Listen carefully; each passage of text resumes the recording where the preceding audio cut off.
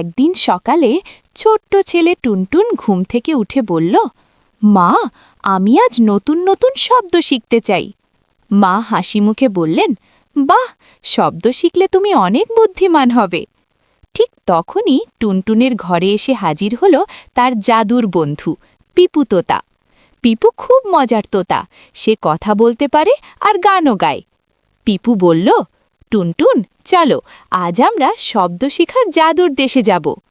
হঠাৎ ঘরটা আলোয় ভরে গেল আর টুনটুন নিজেকে দেখতে পেল এক সুন্দর জায়গায়। দৃশ্য 1, রঙের দেশ। টুনটুন দেখল চারপাশে রঙিন ফুল। পিপু বলল, দেখো টুনটুন, এটা লাল ফুল, এটা হলুদ, ওটা সবুজ গাছ। টুনটুন জোরে জোরে বলল, লাল, হলুদ, সবুজ। সব ফুল খুশি হয়ে নাচতে লাগল। দৃশ্য 2, প্রাণীদের গ্রামে। এরপর তারা গেল প্রাণীদের গ্রামে।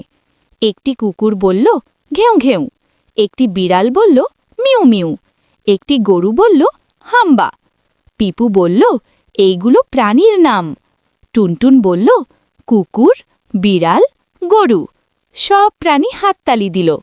দৃশ্য 3, খাবারের শহরে। এবার তারা গেল খাবারের শহরে। সেখানে ছিল আপেল, কলা, দুধ আর ভাত।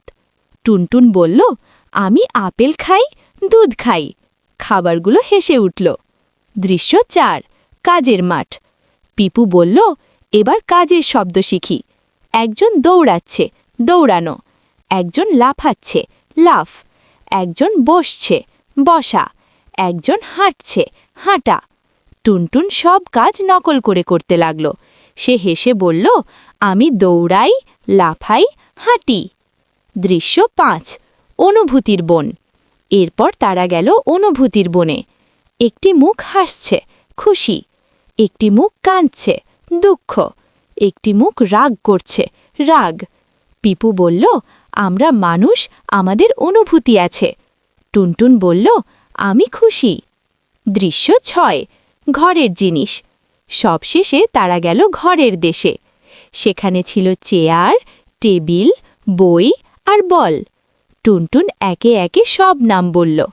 হঠাৎ আলো জ্বলে উঠল। টুনটুন আবার নিজের ঘরে। মা জিজ্ঞেস করলেন, আজ কি শিখলে?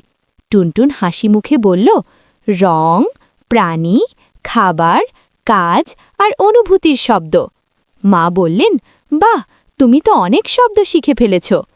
পিপু তোতা উড়ে যেতে যেতে বলল, শব্দ শেখো, মজা করো, আবার দেখা হবে। শেষে বার্তা, শব্দ শেখা মানে শেখার আনন্দ।